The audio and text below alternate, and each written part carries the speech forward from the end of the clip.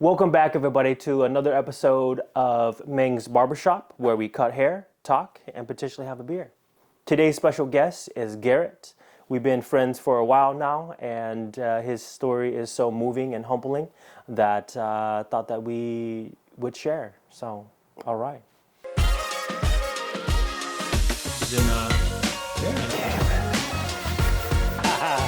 How you doing, Scott?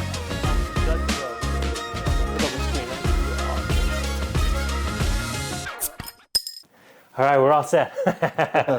So what are we looking for? We're in business now. Yeah. Just typically I like to go 0 all the way around. Okay. And then and I don't know. I'm kind of getting tired of the long hair in the front. You can make it as short as you want it. I don't really care. Oh, okay. As long as I'm gonna give you full artistic freedom here. Okay. Yeah, whatever you want to do, Meng. So how's work been, man? It's going good. Yeah. Yeah. How's it coming back? It feels weird. Yeah. But it feels like home. Yeah. Working there for as long as I did before and then leaving and coming back, it's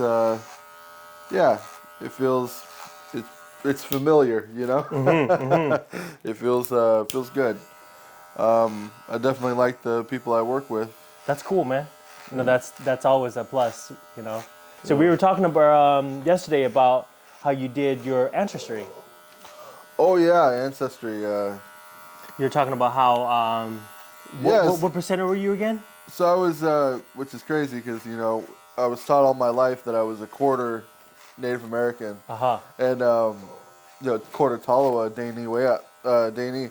And so my grandma, who was 7/8, or she was almost full-blooded Tolowa, she had my mom. My mom would have been a little bit less than half, right? Mm-hmm. And then so when I'm born, they think that I'm, I should be like a quarter, or a little bit less.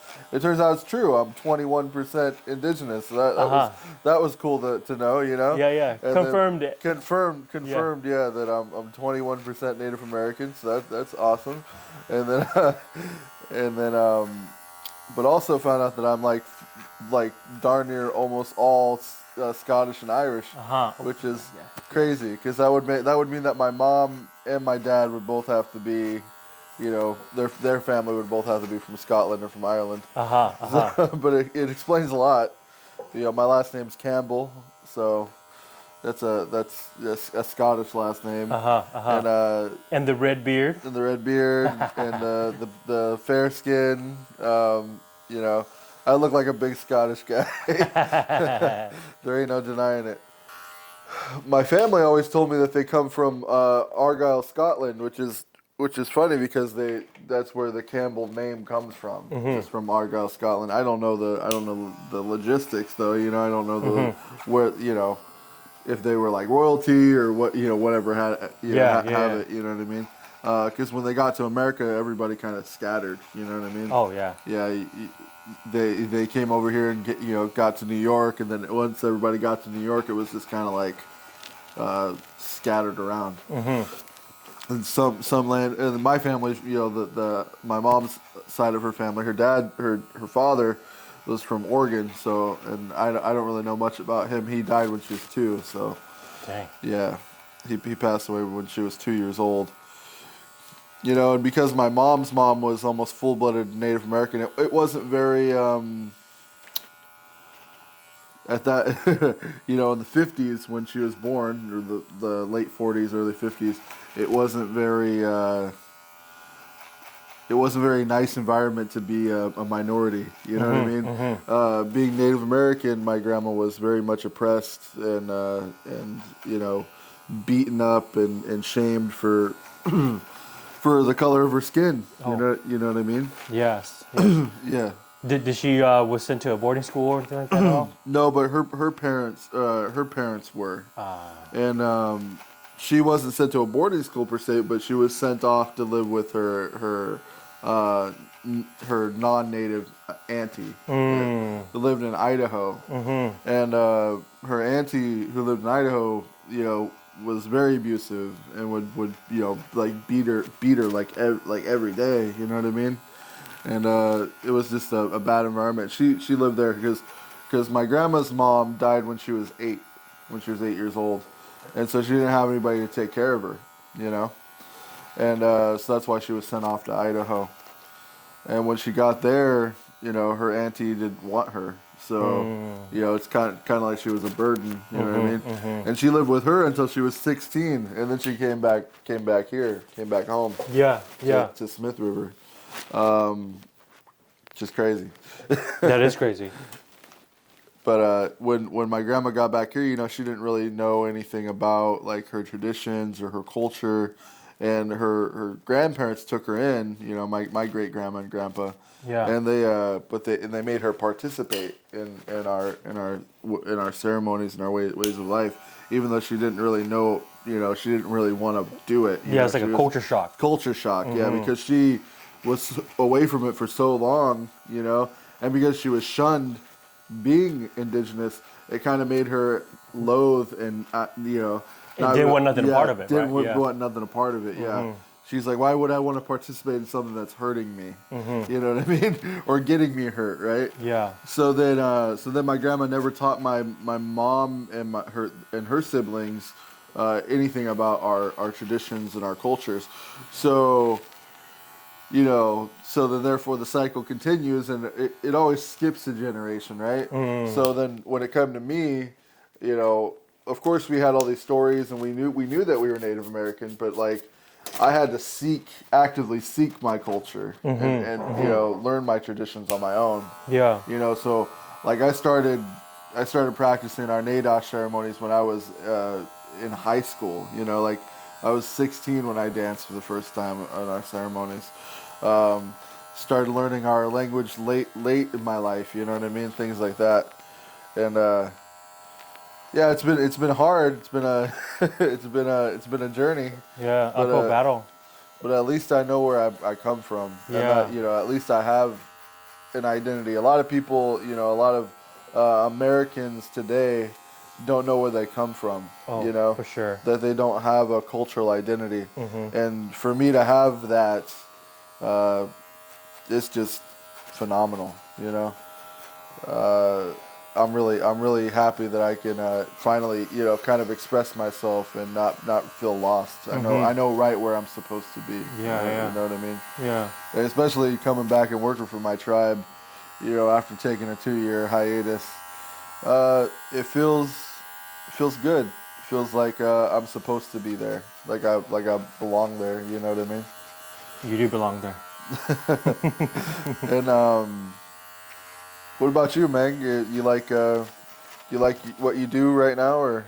Yeah, you know, it's not bad. You know, I get to go into schools and talk to kids about like healthy relationships and domestic violence, and sexual assault, things like that. You know, masculinity and all the other stuff that no kid really wants to talk about. You know what I mean? Yeah, it's a hard topic. You know, tough subjects to talk about. And it's all about building that trust and consistency, right? It's like definitely. Meng's here for this, and he's gonna be here for if we're ready to talk, kind of thing, you know. Yeah. But no kid wants to talk around their peers, so you're gonna have to catch them like on a one-on-one. Yeah, or, like absolutely. passing Yeah, or absolutely. text or you know something like that. So definitely trying to think outside the box, you know, to reach these kids that need the most help. It's not gonna like look for it, you know. So well, it's hard too because it's hard to be vulnerable. You know, it's especially as an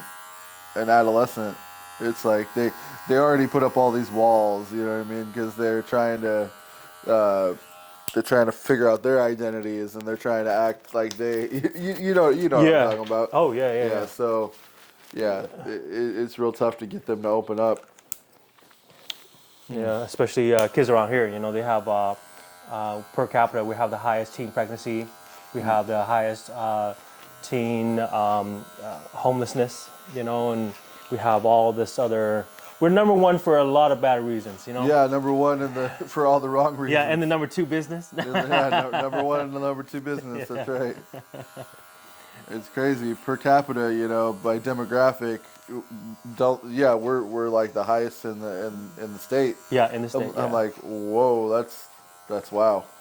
Yeah, you know, we're really behind times. You know? Yeah. It's like we still don't do harm reduction up here for like you know, like people that use and addicted to drugs and stuff. You know, Right. It's like if they're gonna use, And we might as well give them a good space, like clean needles, like so that they're not sharing needles and you know affect them. We don't have we don't have a methadone program around here. Yeah.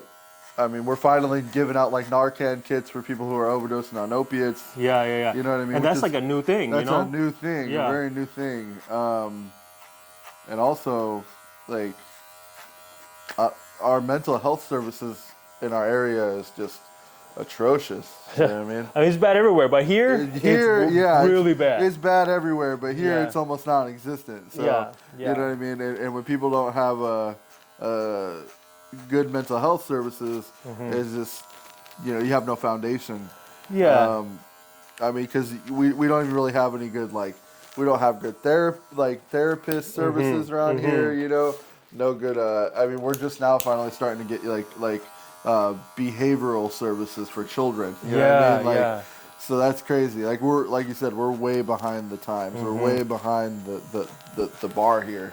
Yeah. You know, and so I don't know anything about their funding, or I don't know like why it's so slow to get to it, you know, but I don't know. You know, I just think that where we live right now, it could be so much more. Well, like I said, Meng, you know, I got into social services because, you know, and in the line of work that I'm in, because my parents were, you know, from the upbringing that I had, because my parents were so broken, you know what I mean? Because of their substance abuse and their domestic violence and their physical abuse, you know what I mean? Yeah. And, I mean, I never want to subject my children to that, you know?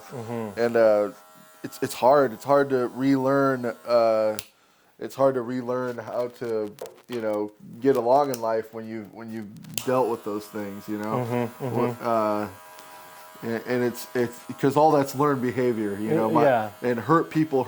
So, for sure. You know, my dad, who is, you know, he wasn't a very nice guy, but he wasn't a very nice guy for a reason. And I don't make excuses for him, but I can understand how he could have all of these downfalls because at an early age he was already set up for failure. You know what I mean? Because he was born in the 50s and you know, during the 50s and 60s there was no services like we have today. You know what I mean? There was no social services that would come and take him from a broken home. You know what I mean? You know, he ran away from his home at the age of 8 because his father was abusing him. And by 12 years old, he was shooting heroin. You know what I mean? Yeah. And he was running around with bad people and biker gangs. And, you know, by 16, he had his first kid, and he was just full-blown addict and out of control. You know what I mean? And, I mean, it was all downhill from there. And then he was in and out of prison. By the time he was 18, the prison system was his life, you know. That's all he knew, right? He spent more than half of his life in prison. You know what I mean?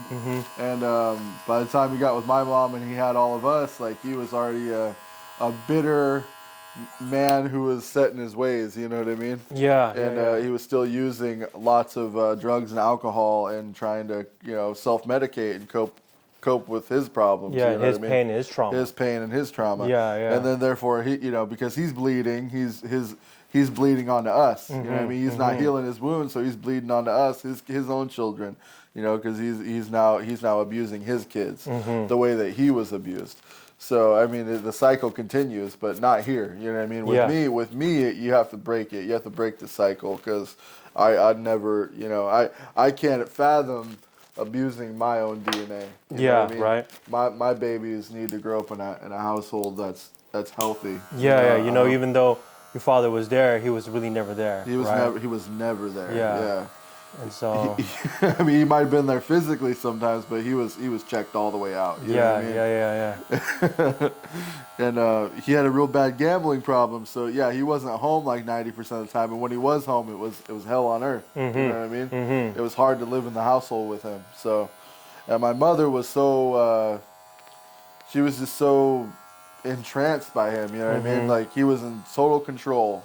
So she would just hang on every word and every whim. You know what I mean? Every time he whooped her ass, man, it was like she could leave and go to a friend's house, and 3 days later he'd show up with flowers and gifts.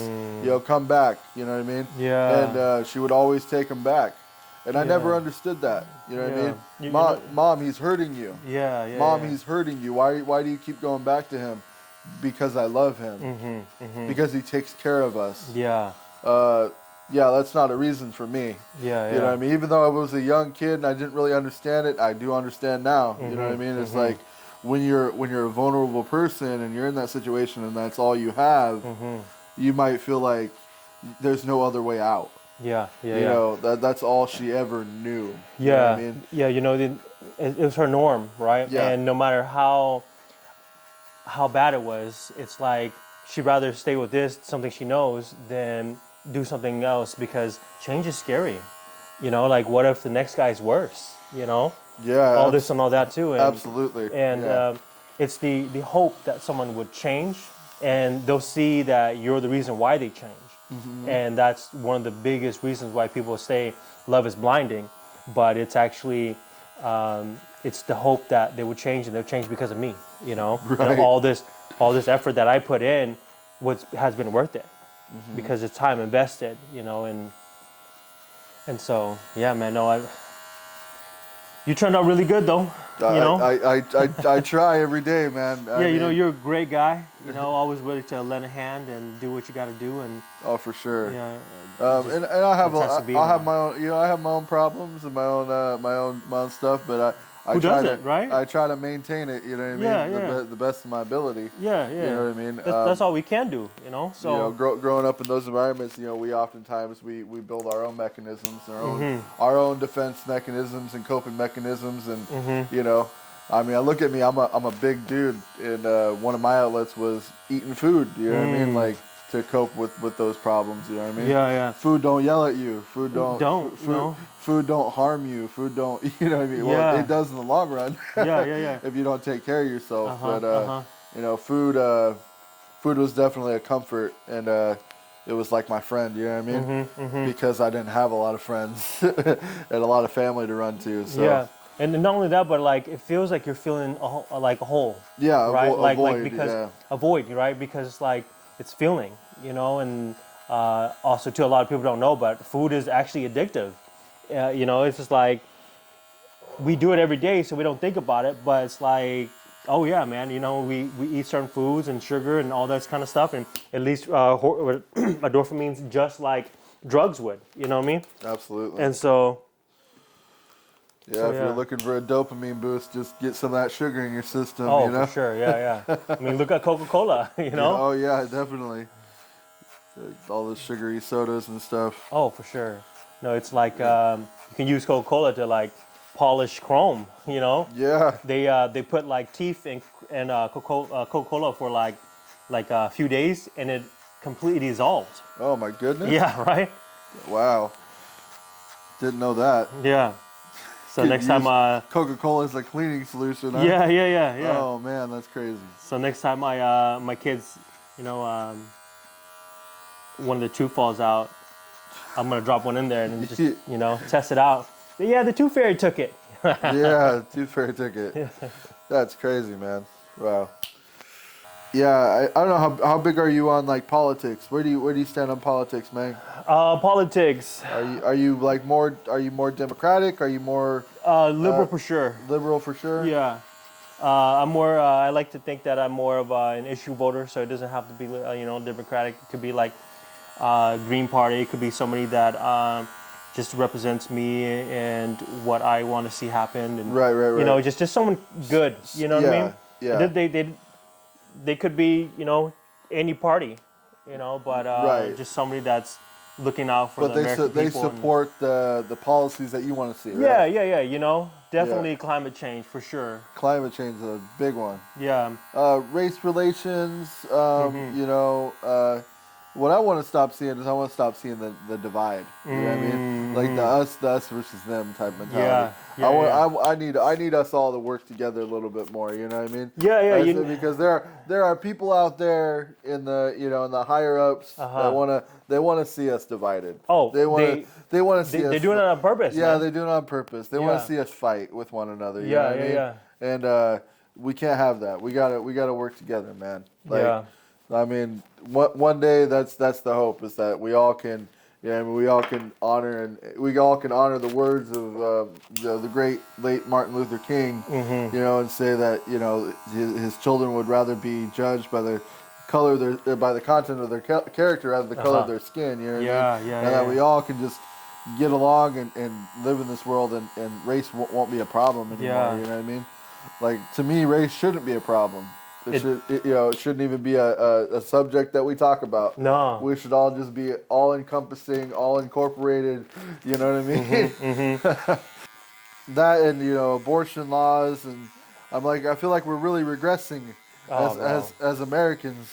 Yeah, I'm a true believer in pro-choice, it's... For sure. Like, your body, your choice, but I'm also a firm believer that if they choose to keep it and the guy doesn't want nothing to do with it, then he doesn't have to pay. You know? Yeah. You know what I mean? Yep, you made the choice. Yeah. I agree. Yeah, you made the choice. Your body. Yeah, the state should now not have to make the choice for him. Exactly. You know what I mean? Because you made the choice. Yeah, I've known people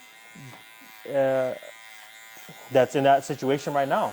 Like, it was something that happened, and he wanted nothing to do with it. And she's like, well, then I'm keeping it. And then 18 years later, But I mean, I don't know. It's just such a slippery slope. You know what I mean? It's such a slippery slope. Like. And it's like a case by case thing, right? Yeah, exactly. It depends. It depends on the circumstances. Yeah, it is. It's a weird thing. And like I said, yeah, for me as a man, I can't tell a woman what to do with her body. Exactly. But one thing I can do is, like, I have my choice of whether or not I want to participate in that child's life. Yeah. You know what I mean? I really wish that I would have waited, though. I had my first. We had our first child at 23. And I was like, I'm a little too young to be having kids right now, because I'm still enjoying my 20s. Yeah. Kind of having to settle down and be a dad is hard. You know what I mean? But I made the conscious choice to do that, to be an adult and be a man and take care of my responsibilities. Yeah. You know what I mean? I wish I waited until I was 30, though. Got out of my 20s, then I'd be a little bit more set. You know what I mean? Then 30 is the new 20. 30 is the new 20. That's what I keep hearing, But I don't know. I really don't know if they're just saying that or not. But for me personally, I feel like I'm just like, because I'm 35 now, and don't look a day over 25. I'm Asian, man. I age like fine wine, you know what I mean? Absolutely. But yeah, it's just you're gonna get old one day and you're just gonna age overnight. Like, it's gonna happen all at once. Hit 70 and my back's broken. I got the cane going, you know what I mean? Absolutely. I'm gonna see you with your tennis balls on the bottom of your walker. Yeah. What up, Meng? End up being I got my wheels, bro. That's what I got. Yeah. End up being the old guy from Up, what's his name? Mr. Ferguson or something like that. Yeah. That dude. That dude. Yeah. So that's a good movie. Turn you around, make sure everything looks good. Oh yeah. Love that. Looks manageable, right? Looks very manageable. All right. Love that. Cool. Thanks again, man. Thanks again for coming through. Thank you. It's always a pleasure having you around. I'm so glad that you're back and with us. You know what I mean? Yeah. Up there. Absolutely. So